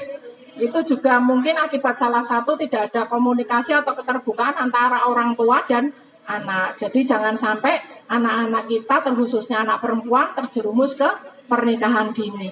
Kenapa pernikahan dini dilarang? Kalau usianya belum, sekarang usia menikah itu 20 tahun ya, yang dipersyaratkan oleh agama, itu untuk mencapai kematangan secara emosi maupun kematangan dari organ reproduksi. Ibarat kalau kematangan organ reproduksi itu ya rahimnya atau kandungannya itu sudah siap untuk dibuahi dan siap untuk tumbuh kembang ditumbuhi oleh seorang janin. Kalau dia terlalu muda kan sama kayak bunga atau buah yang terlalu muda kan gampang rontok, gampang jatuh, ibaratnya seperti itu. Maka dari itu usia pernikahan dini itu seharusnya dihindari karena untuk mencapai usia kematangan baik emosi maupun reproduksinya. Yeah. Sekarang pentingnya peran orang tua dalam era digital. Orang tua penjaga pertama bagi anak-anak di dunia maya dengan membangun komunikasi yang terbuka, menetapkan aturan penggunaan teknologi dan memberi edukasi yang tepat. Orang tua dapat membantu anak untuk memahami risiko dan bahaya pornografi. Pendidikan yang benar tentang kesehatan reproduksi dan seksualitas yang sehat akan membantu pemahaman anak yang lebih baik tentang tubuh mereka. Okay. Kayaknya ini yang terakhir. Okay. Sudah saya bacakan semua slide-nya. Itu kira-kira nggih Bu nggih tentang kesehatan reproduksi. Jadi ibu-ibu sekalian sudah bisa menerangkan ke anak-anaknya perubahan tubuh apa yang akan terjadi di usia memasuki mulai 9 tahun. Mungkin nanti mengalami masa pubertas, mengalami masalah era digital dengan adanya tantangan-tantangan situs-situs pornografi, kemudian masuk ke masa anak menjelang menstruasi, menjelang haid, kemudian menjelaskan bagaimana anak harus makan makanan yang sehat, harus menjaga organ reproduksinya. Kira-kira sudah paham nggih? Nanti materinya bisa diminta. Barangkali mau dibaca-baca lagi. Terus ini sudah selesai mau video yang itu nggak usah ya, sudah saya terangkan tadi sekilas mengenai labus frontal. Ini sekilas mengenai itu nggih, promosi tentang puskesmas, pelayanan puskesmas nggih. Karena kita kan ikut di wilayah Mejasen Timur nggih, Puskesmas Keramat ikutnya Dampiak, berbatasan dengan Mejasen Timur. Karena ini nanti sedikit promosi, sedikit mengumumkan tentang itu nggih, pelayanan yang ada di puskesmas. Mungkin sudah pada dengar ini eranya nanti mau masuk ILP nggih. ILP. Itu loh yang layanan primer. Layanan primer jadi nanti apa itu? ILP. Pokoknya puskesmasnya tuh hampir pindah ke ini. Pelayanannya ada terpusat di Puskesmas Pembantu Mejasen Timur, Pustu Mejasen Timur. Sudah pernah ada yang lewat ke sana? Puskesmasnya kan sudah diperbaiki. Jadi semua pelayanan kesehatan mencakup semua siklus kehidupan dari bayi, balita, remaja, dewasa sampai lansia itu berada di Puskesmas Pembantu itu. itu mulai mungkin besok Januari sudah mulai dilaksanakan ILP itu. Nggih. Itu ada ILP, kemudian berkaitan dengan pelatihan yang pernah saya ikuti, salah satunya IVA tes. Sudah pada perso tentang IVA tes pemeriksaan untuk screening penanggulangan atau pencegahan kanker serviks. Nah, sudah dengar ya? Itu gratis, ibu-ibu bisa dilakukan semua usia perempuan usia di atas mulai 30 tahun untuk bisa dilakukan pemeriksaan IVA tes. Itu tiap hari Kamis. Maksudnya itu pemeriksaannya mudah, murah, gratis, bisa dilakukan di puskesmas untuk mendeteksi atau untuk mencegah terjadinya kanker serviks. Ya, itu layanannya ada di puskesmas tiap hari Kamis. Kemudian layanan yang berikutnya tadi yang sudah saya sebutkan mengenai kesehatan reproduksi, itu juga ada ruang untuk konsultasi mengenai kesehatan reproduksi. Barangkali ibu-ibu atau anak-anaknya ada masalah tentang reproduksi atau sudah ada yang mau mantu, mau itu anaknya jadi manten, itu juga bisa ada konsultasinya bersama bidan Ayu di puskesmas. Ya. Itu di ruang kesehatan reproduksi, ruang Kespro. Itu ada. Kemudian sesuai dengan yang saya saya melaksanakan pelatihan yang terakhir tentang USG kehamilan, ya. USG kehamilan itu juga tersedia di Puskesmas Kramat. Harinya tiap hari Senin, Selasa, Kamis dan Sabtu. Kalau Kamis bertemu saya untuk melakukan USG kehamilan. USG kehamilan itu gratis bagi yang punya BPJS, vaskes manapun, tapi syaratnya trimester 1 dan 3. Berarti di bawah 3 bulan sama di atas 7 bulan. Jadi yang hamil silakan untuk dimanfaatkan pemeriksaan USG-nya. Kalau di luar trimester 1 sama 3 berarti umum, tapi bayarnya juga nggak mahal. Sekitar 50 sampai 60 ribu. Kalau 60 ribu kalau di saya deh. Terus sekalian promosi untuk pribadi, saya boleh deh di samping di Puskesmas Kramat, saya juga praktek di Gria Unik Babakan. Prakteknya juga tidak hanya praktek umum, tapi juga praktek BPJS. Juga ada pemeriksaan USG kehamilannya. Barangkali nggak mau uyu-uyuan, nggak mau antri daftar di puskesmas, ke saya bisa. Itu vaskes manapun bisa. Tapi syaratnya itu tadi, trimester 1 sama 3 sama sudah punya buku KIA. Monggo barangkali mau disebarkan ke anak, menantu, tetangga atau saudara, silahkan. Ya. Sama, di puskesmas juga ada USG kehamilan, di saya juga ada USG kehamilan. Ngapunten nggih, derek promosi. Nggih, itu. Ya, supaya pertemuannya lebih berisi dan bermanfaat. Di samping menyampaikan layanan-layanan yang ada di puskesmas, juga sedikit saya promosi di tempat pribadi. Ngoten nggih. Mungkin sekian dari saya. Atau barangkali ada yang mau bertanya, monggo. Assalamualaikum warahmatullahi wabarakatuh. Ini dokter, saya mau bertanya. Tadi kan makan makanan untuk anak itu yang penting proteinnya ya. Nah itu ada batasan usianya nggak?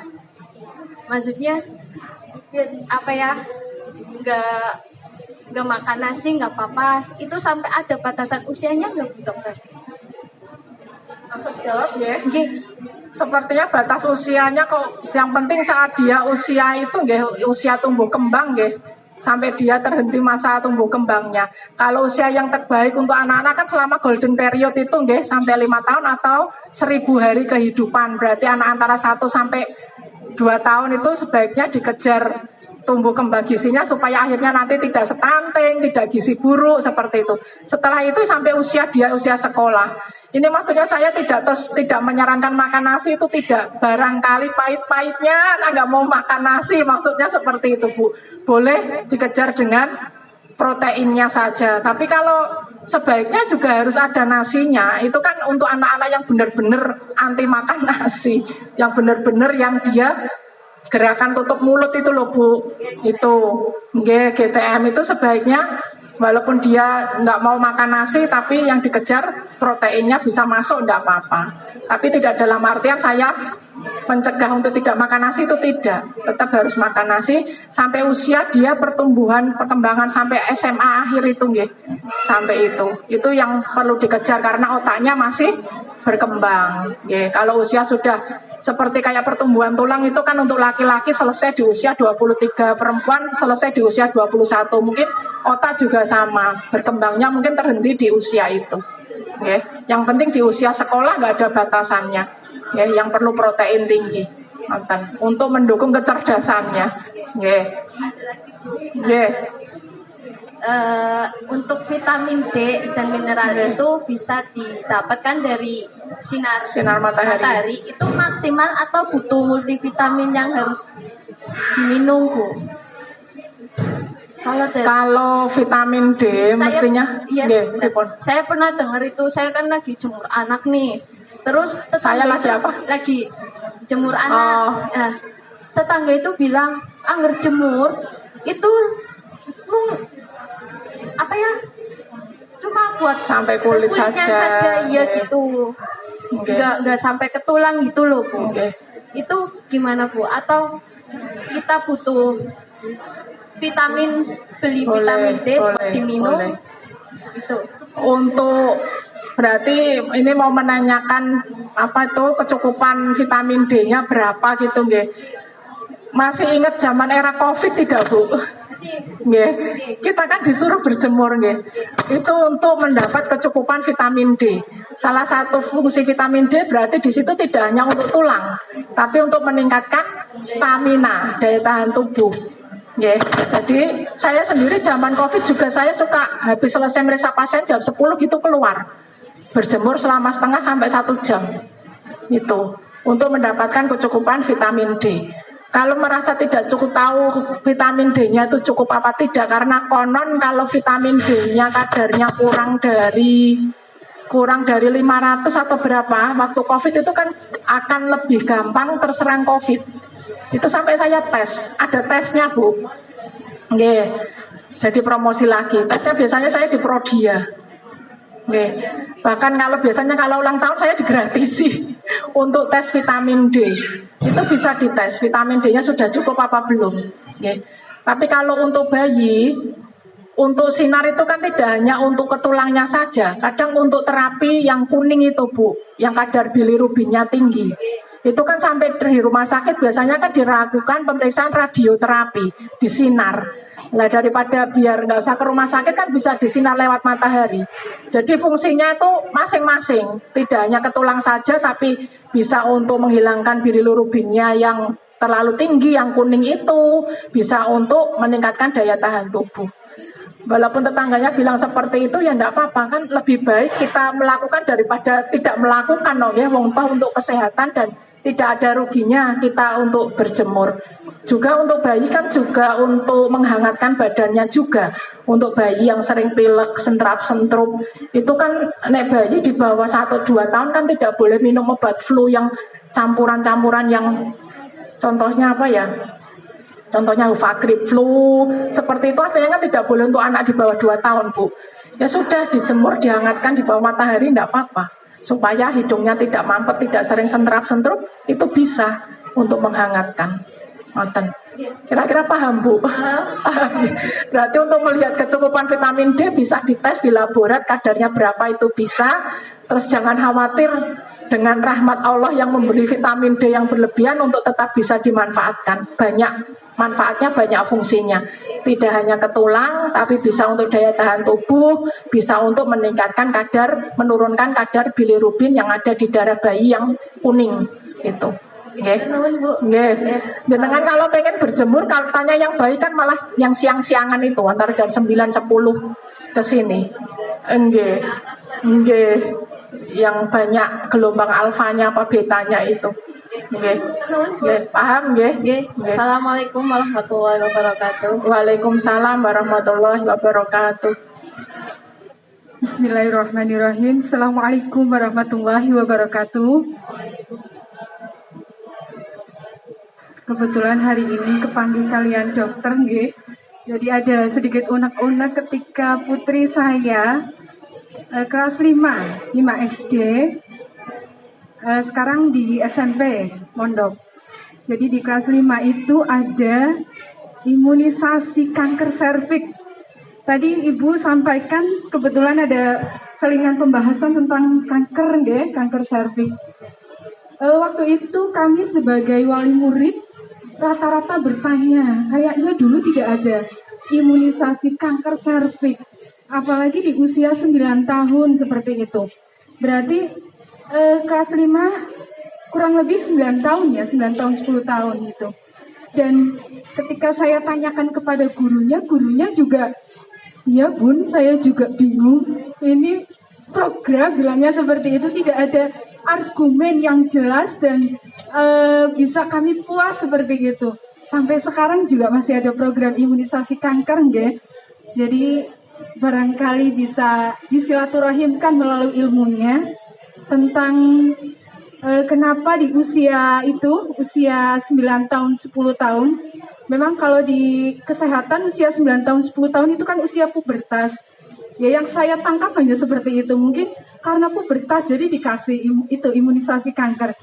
Tapi barangkali secara medis, kesehatan bisa diterangkan lebih lanjut seperti itu, Bu. Mungkin ini saja yang bisa saya tanyakan. Bila fisabil haq, wassalamualaikum warahmatullahi wabarakatuh. HPV itu human papilloma virus, yaitu virus yang menyebabkan kanker serviks. Oke. Lah kenapa kanker serviks dicegah? Karena kanker serviks itu yang menyebabkan kematian dari penyakit kanker urutan nomor 2 di Indonesia. Setelah yang pertama itu kanker payudara. Yang penyebab kematian yang kedua kanker serviks. Lah kenapa dicegah, kenapa diberikan? Karena ada vaksinnya. Kalau untuk kanker payudara kan tidak ada vaksinnya, Bu. Nggih, pencegahannya hanya menjaga pola hidup sehat. Kalau kanker serviks ada vaksinnya, namanya HPV. Lah kenapa diberikan dari anak 9 tahun? Karena anak 9 tahun sudah dianggap tadi yang sudah saya terangkan, bahwa proses menstruasi di Al-Quran juga sudah disebutkan, entah Al-Quran atau hadis itu, anak mulai menstruasi itu mulai umur 9 tahun, orang menstruasi itu mulai 9 tahun sampai 50 tahun. Makanya pemerintah memberikan pencegahan sejak anak usia 9 tahun. Jadi kira-kira SD kelas 5 dan kelas 6. Paham nggih? Berarti namanya vaksin HPV. Vaksin HPV dulunya itu diberikan pada ibu-ibu usia reproduktif, berarti ibu-ibu usia subur. Tapi itu tidak diberikan oleh pemerintah. Itu berbayar, Bu. Dan mahal sekali. Harganya itu yang Cervarix atau Gardasil malah lebih mahal, itu 2 juta paketannya. Nggih. Sangat mahal. Terus disuntikannya 3 kali. Suntikan bulan pertama, bulan kedua, dan bulan ke-6. Terus syaratnya selama suntik itu tidak boleh hamil.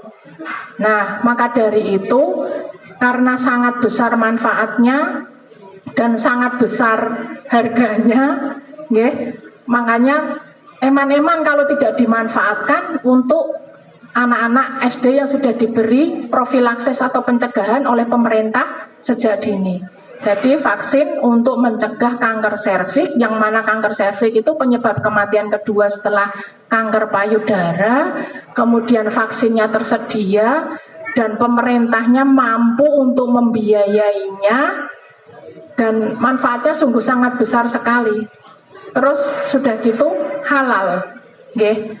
Kalau yang diberikan untuk anak-anak SD itu produknya Nusagard. Nusagard, kalau ada yang Nusa itu kan berarti biasanya bikinan Indonesia. Kayak vaksin COVID itu kan ada vaksin Nusantara. Yang diberikan yang anak-anak SD itu vaksinnya namanya Nusagard yang HPV itu. Insya Allah berdasar dari fatwa MUI itu halal. Nggih.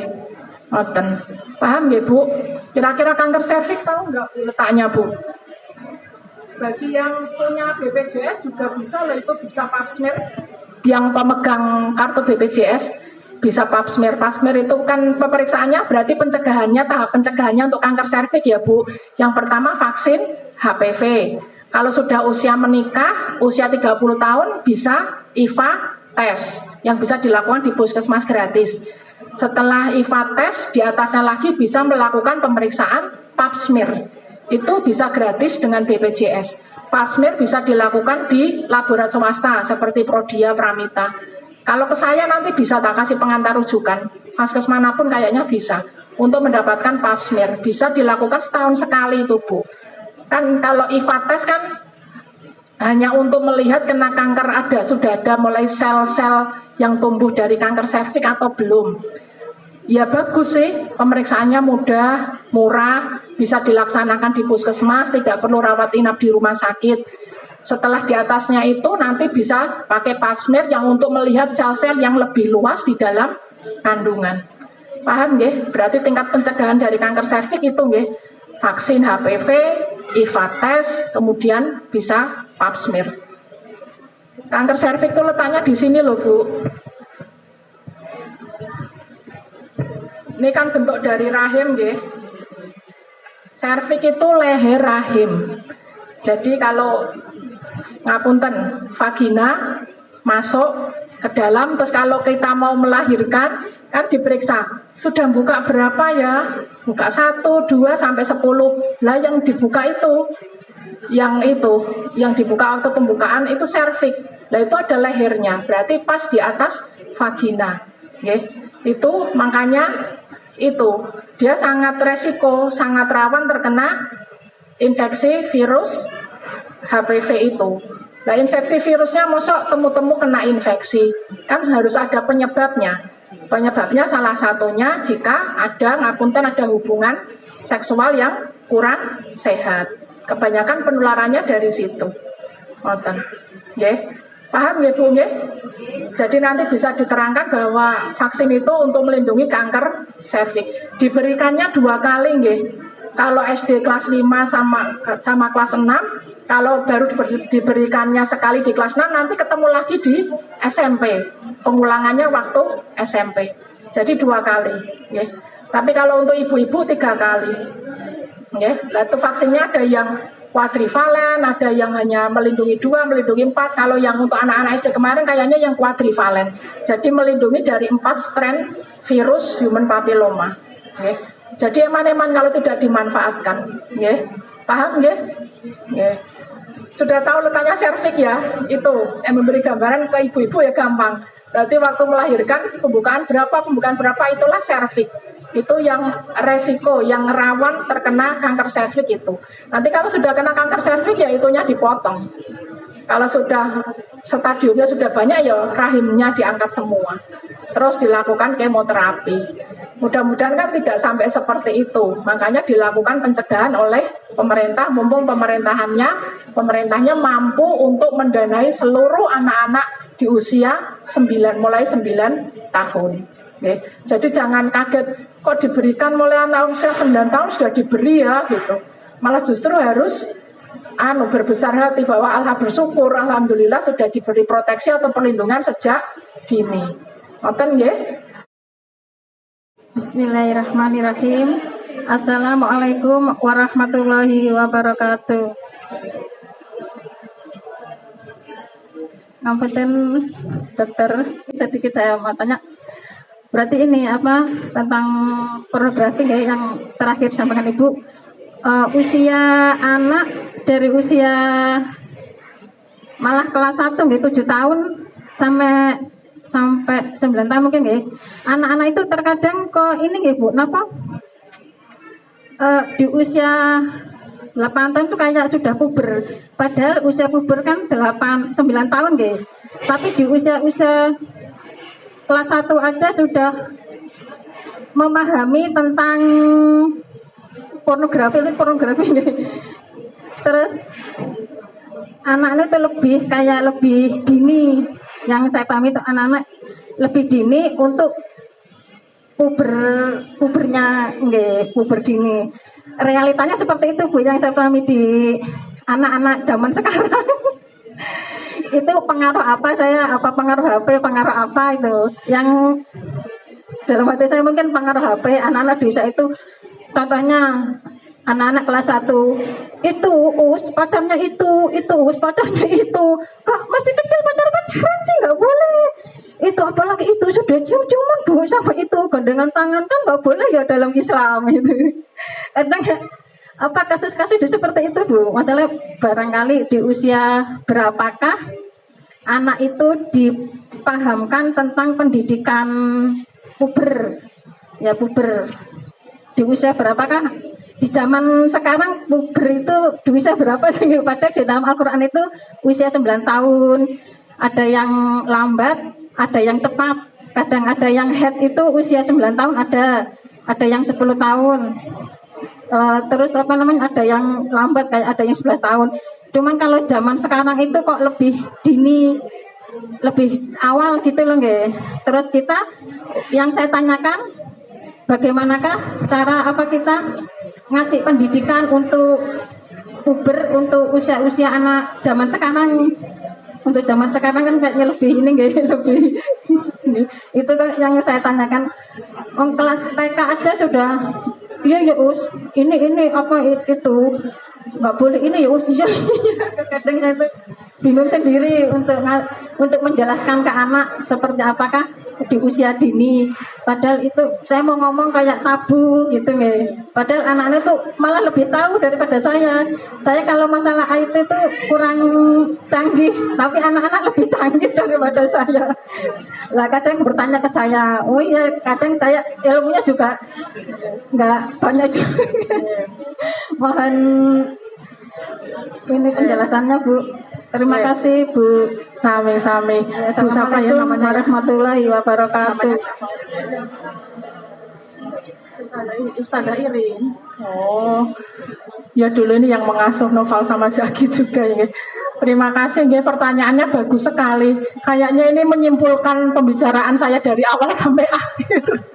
Ditanyakan lagi berarti aslinya bagus sekali mengikuti nggih. Jawabannya ya apa yang ada yang tadi di awal sampai akhir nggih. Kapan harus menerangkan ke anak, terus mau seperti apa. Ya itu tadi sesuai dengan tidak usah dibatasi umur. Pokoknya kalau anak sudah ada gelagat mengarah ke situ, sudah ada pertanyaan seperti itu, monggo selaku pembimbing untuk diberi arahan yang baik seperti itu nggih. Jadi sekarang karena era digitalisasi kan semuanya sudah siklus hidup itu sudah tidak seperti dulu lagi. Nggak harus pubertas itu mau masuk SMP, harus menstruasi itu usia 10-11 tahun. Sudah tidak seperti itu lagi.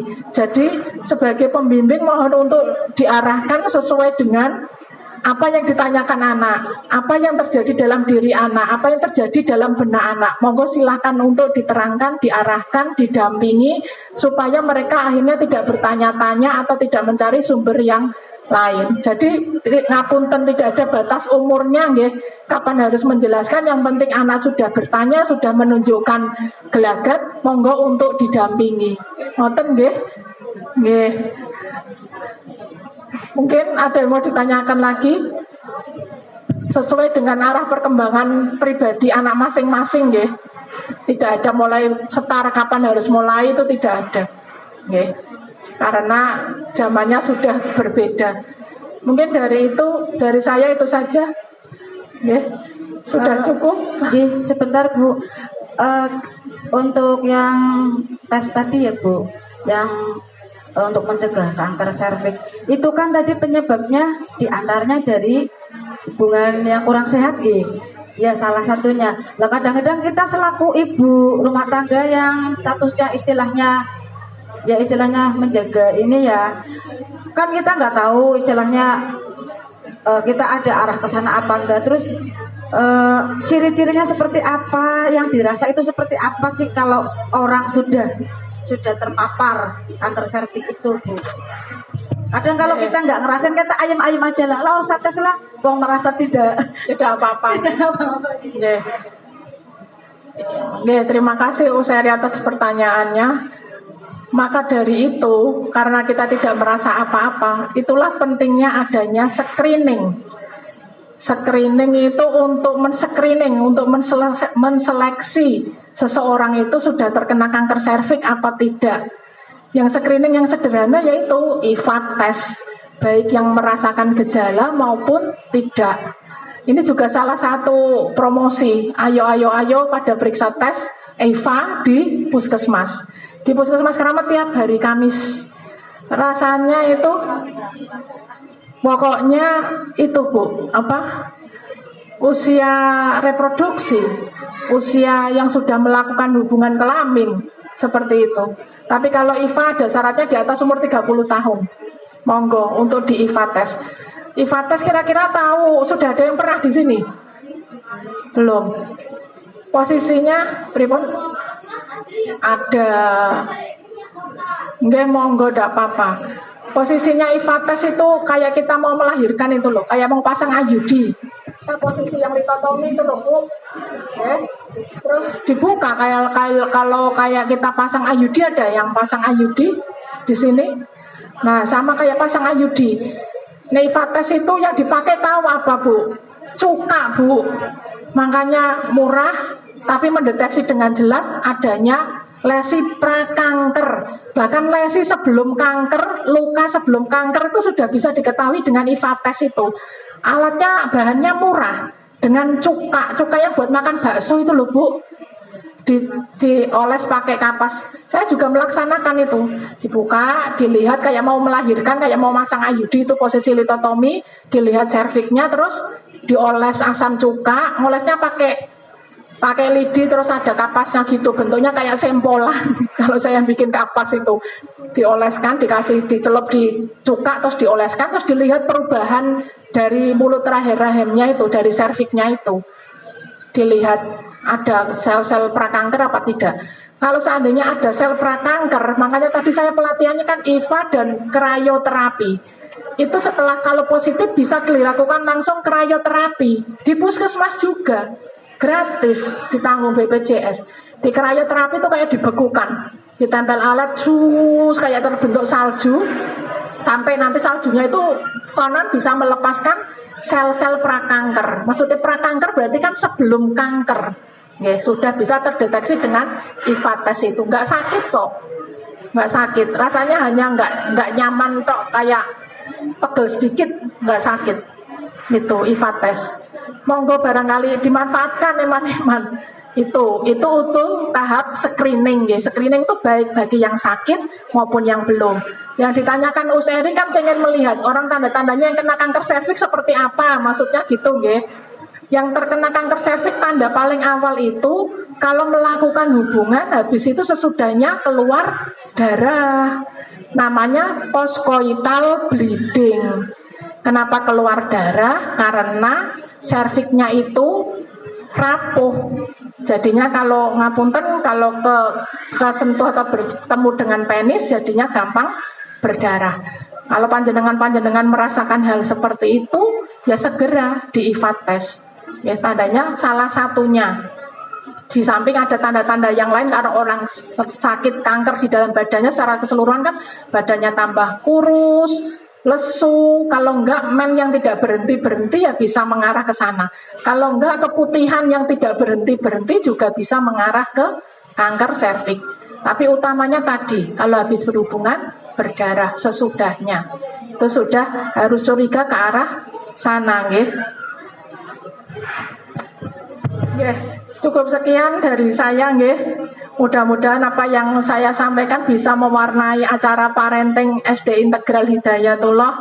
Mudah-mudahan bisa memberi manfaat. Sekali lagi saya bukan menggurui, bukan lebih pintar, bukan hanya membaca lebih dulu jadi bisa menjelaskan.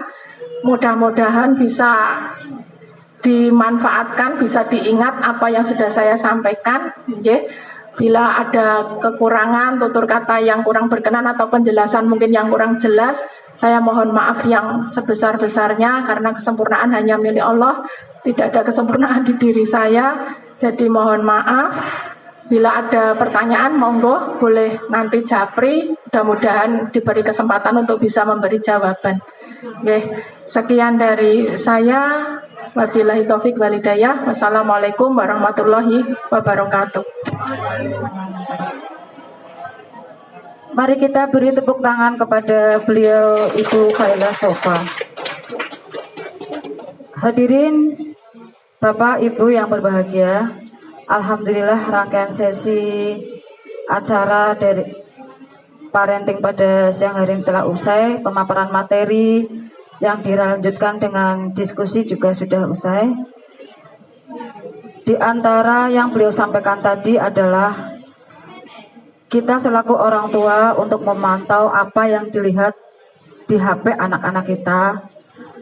Kalau bisa dan mudah-mudahan kita bisa hindarkan mereka dari melihat konten-konten yang mengarah ke pornografi. Kalaupun sudah kadung melihat, kita jelaskan kepada mereka apa yang dia lihat, ya.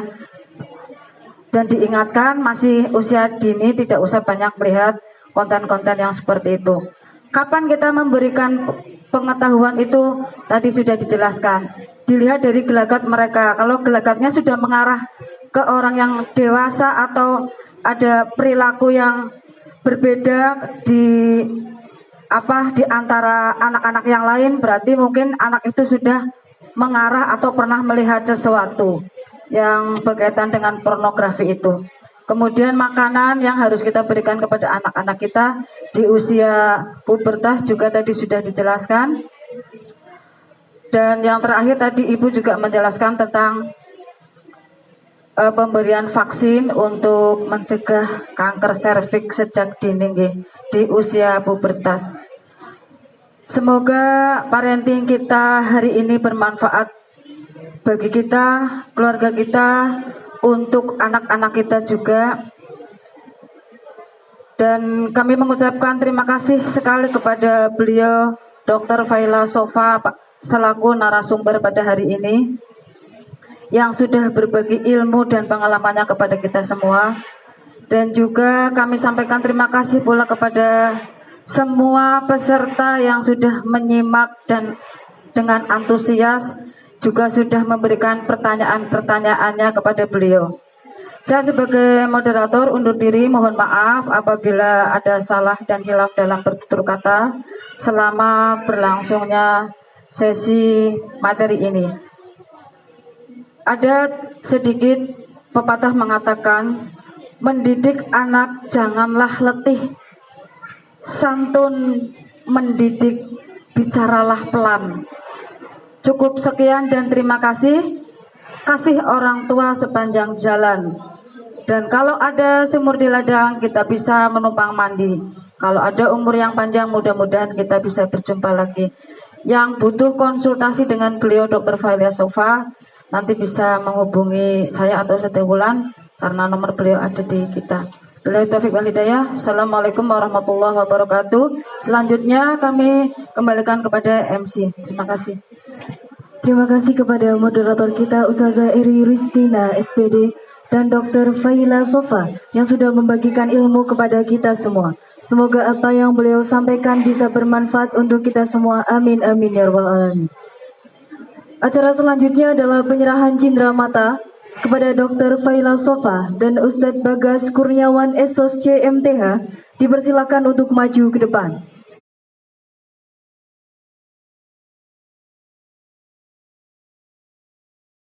Hadirin yang kami hormati, izinkan kami menyampaikan informasi tambahan, yaitu penetapan hasil babak penyisihan lomba jenjang SD dalam Hidayatullah Festival atau HIFES 2024 se-Jawa yang telah dilaksanakan pada bulan Oktober lalu. Dengan ini kami umumkan, pertama, peserta yang telah lolos menuju babak final HIFES 2024 jenjang SD se-Jawa pada bidang lomba matematika, kami ucapkan selamat kepada pertama, Ananda Fahreza Auladi kelas 2. Kedua, Ananda Kinanti Hasna Sabrina kelas 6. Kedua, peserta yang telah lolos menuju babak final HIFES 2024 jenjang SD se-Jawa pada bidang lomba IPA, kami ucapkan selamat kepada pertama, Ananda Muhammad Sabik Asyam Huwaidi kelas 5. Kedua, Ananda Atifah Syahnaya Azalea kelas 6. Ketiga, 3, peserta yang telah lolos menuju babak final HIFES 2024 jenjang SD se-Jawa pada bidang lomba PAI. Kami ucapkan selamat kepada pertama, Ananda Zidan Ivanovic Wirya kelas 5 maaf. Kedua, Ananda Kinanti Hasna Sabrina kelas 6. Keempat, peserta yang telah lolos menuju babak final HIFES 2024 jenjang SD se-Jawa pada bidang lomba bahasa Inggris. Kami ucapkan selamat kepada Ananda Farah Al-Kaisah kelas 6. Sekali lagi, kami ucapkan selamat dan sukses kepada para peserta yang telah lolos menuju babak final. Tetap semangat dan belajar untuk meraih juara pada babak selanjutnya. Acara selanjutnya adalah penutup doa yang akan dipimpin oleh Ustadz Bagas Kurniawan, SOSC MTH. Kami persilakan. Bismillah, mari kita bersama-sama berdoa, bermunajat kepada Allah Subhanahu wa taala untuk menambah keberkahan pada acara kita hari ini. Ala hadiniyah al-Fatihah. A'udzubillahi minasyaitonir rajim. Bismillahirrahmanirrahim. Alhamdulillahirabbil alamin arrahmanir rahim maliki yaumiddin. Iyyaka na'budu wa iyyaka nasta'in. Shiratal mustaqim. Shiratal ladzina an'amta 'alaihim ghairil maghdubi 'alaihim waladdallin. A'udzubillahi minasyaitonir rajim. Bismillahirrahmanirrahim. Alhamdulillahirabbil alamin. Hamdan syakirin, hamdan na'imin, hamdan wafin 'amahu wa yukafi mazidah. Ya Rabbana lakal hamdu kama yanbaghi li jalali wajhikal karim wa 'azimi sultanik. Allahumma ighfir lana dhunubana wa liwalidayna warhamhuma kama rabbayana shighara wa li jami'il muslimina wal muslimat wal mu'minina wal mu'minat al ahya'i minhum wal amwat innaka sami'un qaribun mujibud da'wat wa ya qadiyal hajat. Allahumma inna nas'aluka ilman nafi'an wa amalan mutaqabbalan wa rizqan tayyiban. Allahumma la sahla illa ma ja'altahu sahla wa anta tajrul hazna idha syi'ta sahla. Allahumma alif baina qulubina wa aslih dhata bainina wahdina subulas salam wa najjina minadh dhulumati ila an-nur wa jannibna al-fawahisha ma dhahara minha wa ma batan. وبارك لنا في أسماعنا وأبصارنا وقلوبنا وأزواجنا وذريتنا وتب علينا إنك أنت التواب الرحيم. ربنا ظلمنا أنفسنا وإن لم تغفر لنا وترحمنا لنكونن من الخاسرين وتب علينا إنك أنت التواب الرحيم.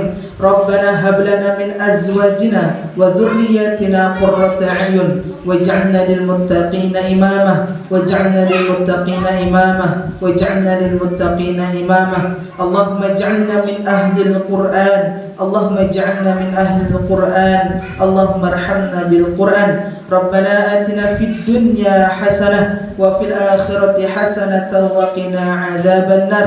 سبحان ربك رب العزة عما يصفون وسلام على المرسلين والحمد لله رب العالمين. الفاتحة. Selesai sudah rangkaian acara seminar parenting hari ini. Kami ucapkan selamat bagi semua yang telah mendapatkan ilmu baru dalam hal parenting. Semoga menjadi bermanfaat. Semoga kita semua senantiasa dalam kemenangan dan keberhasilan. Amin ya rabbal alamin. Mari kita akhiri acara ini dengan bacaan hamdalah bersama-sama. Alhamdulillahirrahmanirrahim. Demikian yang bisa saya sampaikan. Saya memohon maaf apabila dalam memimpin jalannya acara terdapat kesalahan kata. Terima kasih. Wassalamualaikum warahmatullahi wabarakatuh.